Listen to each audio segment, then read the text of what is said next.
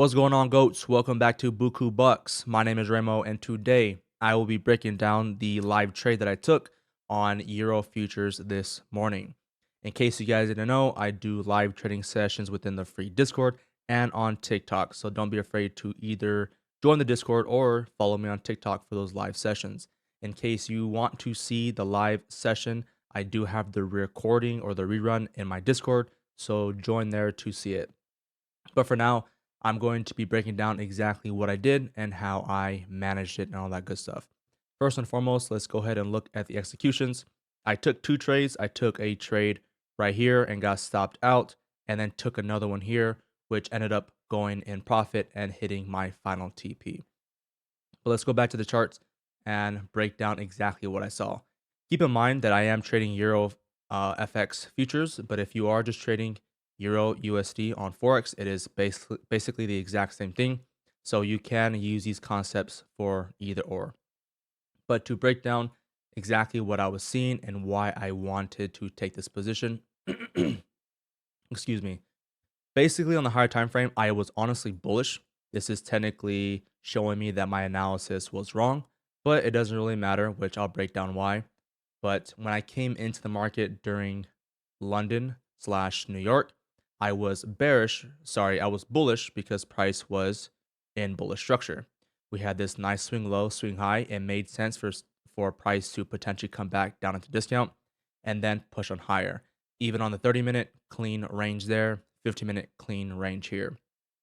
So even though price was in bullish structure at the time, I was anticipating a retracement to come into play. I noticed that price took out the previous hour high, which is also the previous day high. So we understand that there is a lot of liquidity resting above this area. And if we understand that most likely there is liquidity resting above this area, we will most likely see price fall a bit before potentially continuing to fall or push on higher. So like I said before, it doesn't really matter if price continues to fall or go higher. At the end of the day, I was looking for price to at least come down into here into discount and then figure out if price wanted to go higher and make a new high or continue to drop and make a new low. At the time, I really didn't have a reason to anticipate price to continue to fall because price was clearly in bullish structure. But obviously now price has gone even lower. But like I said, it doesn't really matter in the time that I was trading because I was looking for that retracement, or simply put, looking for price to fall lower. So since I was looking for price to fall lower, what did I do? I went down to the lower time frame to see if price was going bearish. When I went down to the 5-minute time frame after price took out the hour high slash the previous day high, I noticed that price gave a 5-minute BOS here, meaning price was showing us that it wanted to potentially go bearish on the 5-minute time frame. This will be a BOS because we have a structure low to a structure high, and then price made a new lower low here. If this is truly a BOS, price should pull back, make a lower high, and then push on lower. So at the time being, when price was up here, I was anticipating this to be a retracement for then price to continue to push on lower. Another thing I noticed that gave me the confidence that price was most likely going to go lower was all of this trend line liquidity or just equal lows. Seeing that there was sell side liquidity resting underneath, this would be a great area or a great target that the banks were looking to target. Another thing I actually used during this time period was looking at DXY. If I understood that DXY was going to go higher, that would mean EU or Euro futures would be going higher as well. I noticed on the 1 hour time frame, price took out the previous hour low, also the previous day low. So seeing that price is taking out sell side liquidity, we could probably anticipate price to at least reverse and go bullish from this area. I also noticed on the 5-minute time frame, I believe, might have been the 15-minute as well. But on the 5-minute here, price also gave a BOS. This was the structure high that led into the structure low, meaning we had the structure high here down to low. Price popped its head above, giving us the indication that price wanted to go higher. Price pulled back and then pushed on higher, making new highs. So this was a good indication that DXY was going to rise and cause Euro to fall. So that being said, around this time, when EU was here, I had the confidence that price would continue to fall. Let me go back to futures here. So this is that 5-minute BOS. What I want to do is I want to now go down to the 1-minute time frame to find an entry. Before I do, On the 5-minute time frame, I wanted to see price pull back up into premium and then potentially look for those shorts. So when I go down to the 1-minute time frame, technically here on the 1-minute time frame, this was my 1-minute BOS. And I will write them up to help distinguish the difference between the two. We have the M1 BOS, and then we have the M5 BOS. If you notice here, it doesn't really matter which BOS you use because either way, this will be the M1 high down to the M1 low or the M5 high down to the M5 low. So nonetheless, I'm still using the exact same range, swing high down to swing low. I want to see price come up into premium and then look for shorts. Here, I decided to use the 2-minute extreme order block. We have a nice bearish engulfing order block just like that. So once price tapped there, I go down to the 1-minute time frame to find an entry. Usually when price taps my POI, I try to find a 1-minute BOS. Technically here, I don't have to wait for a 1-minute BOS because the 1-minute BOS already happened. So technically when price gave this bearish candlestick, this would be a good go-to to take a short. Technically, as I showed in the live, this is perfectly fine too to take that bearish engulfing. But the issue is price or your stop loss has to be above the M1 high because price could retrace deeper into premium and then go your direction. So in this case, if I decided to move my stop loss somewhere here, like that, I obviously would have got stopped out. So what I'm trying to say is I could have taken a trade here, but based on the RR or based on the amount of a stop loss I had to use, the RR was not going to be very good for my trading. Usually I like to take at least a 1 to 3 and having a 12 pip stop loss or 12 point slash tick stop loss really isn't beneficial to get that 1 to 3 RR. So I did not take this trade at this specific time. And if you notice here, price also gave another bearish engulfing candle, which would have been perfectly fine to take a short. But once again, stop loss had to be about 11 pips or so. So this wasn't really what I wanted to do because the stop loss was quite large. So once again, it was a valid trade entry to go there, but based off the RR, I did not take the trade set up just yet. Excuse me if I'm clearing my throat a lot. I'm a little sick, so I apologize in advance. But so what I did was I wanted to see a change of character happen, and to make it very simple, if price is giving me M1 bullish structure and price gives me a BOS here, this right here would be my BOS, meaning structure has been broken. A change of character would be an internal structure point being broken. So if I see price is doing one of these, at this point, this will all be internal structure because it is within the structure's range. So if this is within the structure's range, if I see price break underneath this level and do something like this, I can now classify this as a change of character, just like that, and then anticipate price to pull back, look for shorts here, and if price is truly giving me a change of character, my stop loss would be above here, and I would shoot for new lows. So rather than taking a short here with the stop loss above the M1 high, I'm taking a short here based off the change of character, also based off the M1 structure break as well, but more so based off the change of character. So once I seen price gave me that new push here, I did notice that price could be breaking this internal low and giving me a change of character here. Or if you don't like this one, potentially you might want to draw this one here. So I classified this as a change of character, and at the time I was looking for price to pull on back. So I was using swing high, down to swing low, and looking for price to pull back into premium before going lower. In the moment, I noticed that price actually gave a quick spike to the upside, taking out this internal high, taking out some buy side liquidity, and then push on lower. So this is where it got a tad bit tricky because I had to figure out, does price really want to come all the way up into premium, or was price simply just taking out buy side liquidity here and then pushing on lower? Price could have kept pushing and doing something like this, and if I never pull the trigger, obviously price falls without me.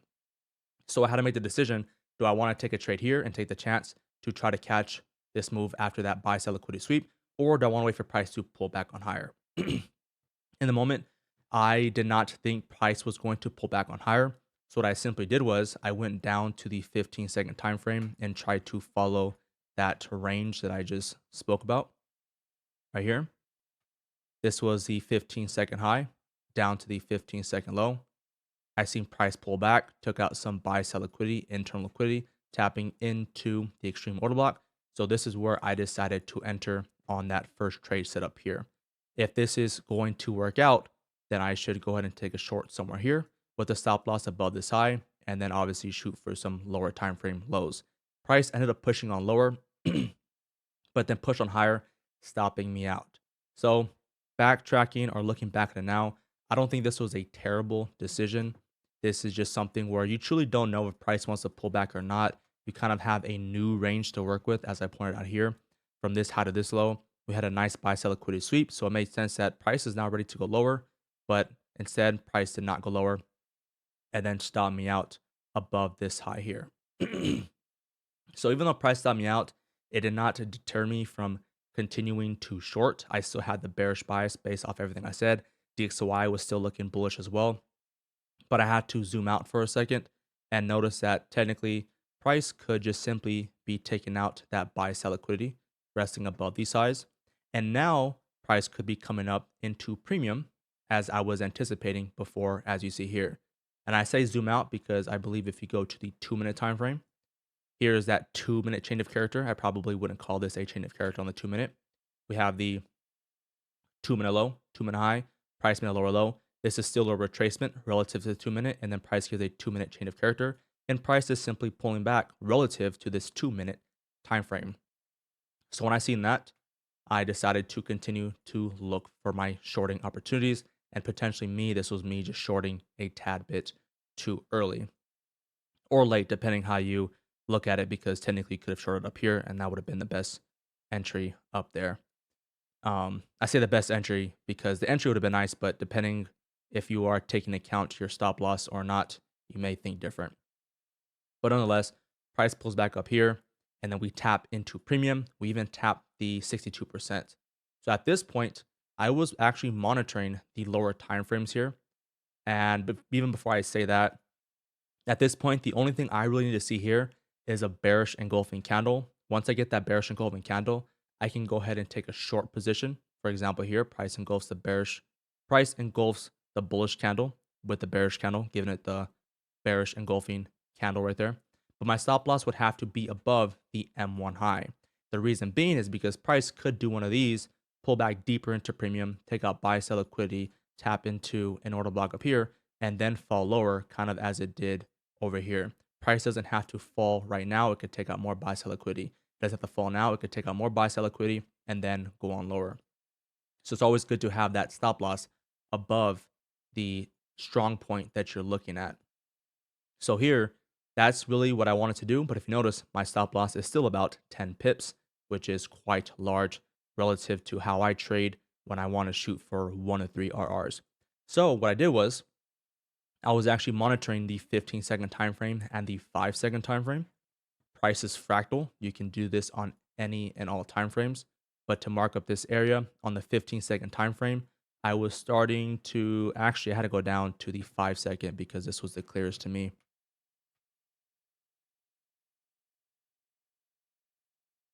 Here on the 5-second, and actually looking back at it now, I was mainly using EU Forex rather than EU um, futures. So give me 1 second to find that area because I believe it showed something slightly different up here, right here in this area.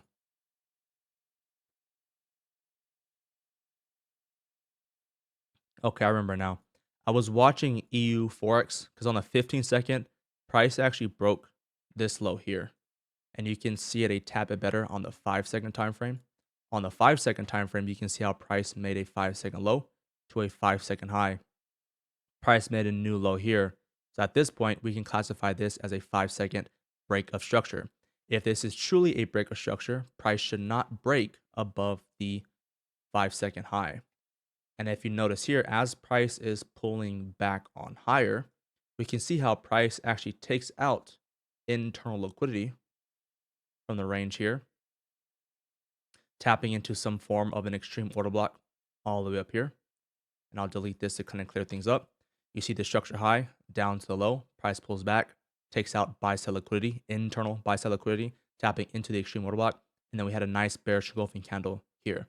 So I was actually watching EU Forex because technically EU futures is very similar, but it is ever so slightly different because price did not make a new low here. So I did utilize EU Forex, excuse me, with my analysis on here.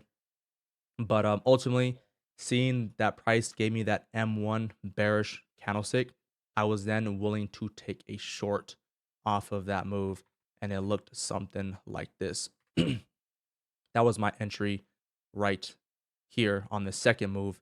And right there, as you can see, right when that candlestick closed, that's basically when I took my entry. Now, at this point, my stop loss is above here because based off the 15-second time frame, I kind of had confluence that price was going to go lower, meaning I didn't really anticipate price to do one of these, make a high, make a low, and then take out buy sell liquidity and then make a lower high down to a lower low. I did not anticipate that because the 5-second slash 15-second time frame was already showing me that price was ready to shift to the downside. So with the fact that I was able to put my stop loss above here, now my stop loss is really only 6 pips or 6 ticks. So at this point, my RR is greatly increased, meaning I'm able to minimize my stop loss and maximize my profits to give me a better RR. If I had to put my stop loss up here, we're back to that 10 pip range, 12 pip range, which is ideally what I don't want to do. So this is the main reason why I moved the stop loss. Hopefully that makes sense. I'm kind of talking fast.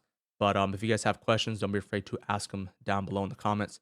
But ultimately, seeing that 5-second break of structure, big bearish engulfing candle on the 1 minute time frame, I was confident enough to believe that price was not going to push higher, and this was truly going to be the reversal point from this area. So that's exactly why I took the trade right where I did. And ultimately, I was monitoring the 1 minute time frame to manage my trade as I usually do. Right here on the 1 minute time frame, as I continue to play this out, right here, we had a 1 minute, sorry, technically this will be 1 minute internal structure because 1 minute structure has to be from this high to this low. And then when price makes a new low here, this would have to be the new M1 high down to the new M1 low. So instead, actually, I was following internal structure. So to track internal structure here, this was my internal high down to my internal low. Price made a new internal high down to an internal low here. Made an internal high down to an internal low. And as you keep progressing, you see price does break above here, but immediately continues to fall lower, showing us that this was simply a structural inducement. But as I start to point up or point out these internal high points, basically as price was continuing to make new lower highs, I was moving my stop loss as it progressed, meaning my stop loss was up here.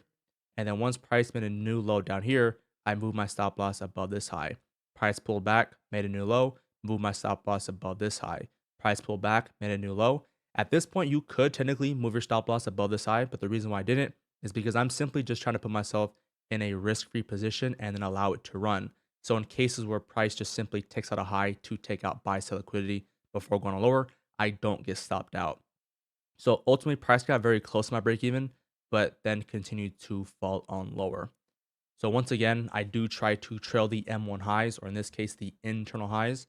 I mainly do that until I get to break even. And then once I get to break even, I allow it to run. So at this point, my stop loss is at break even. And let me go ahead and delete all these circles. I'm going to delete that real quick.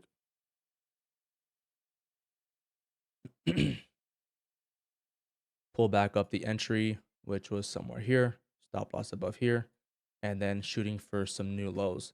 Now, as I watch price play out, where did I get out at? To be honest, I had my TP somewhere down by 1 to 4, 1 to 5 ish, right here at about 1040. And I'll explain exactly why it was all the way down here. So I believe it was, where's 1040, about right there. So it looks something like this. The main reason why I took profits down here was because since I am doing another funded account with TopStep.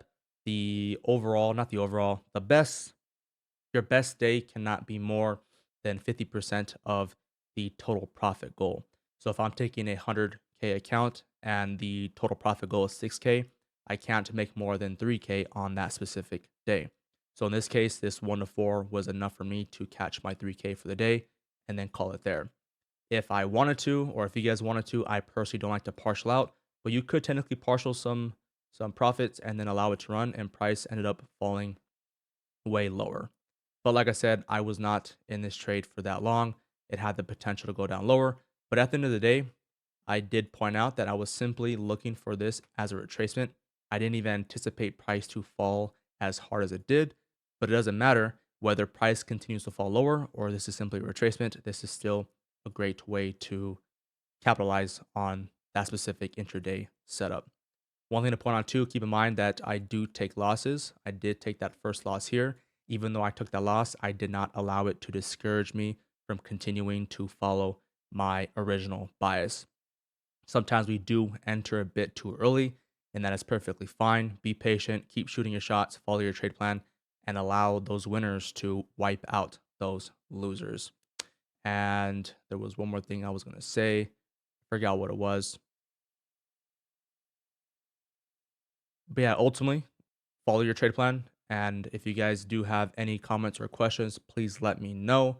Hopefully, you guys enjoyed this video. Thank you guys for watching, and I will catch you in the next one.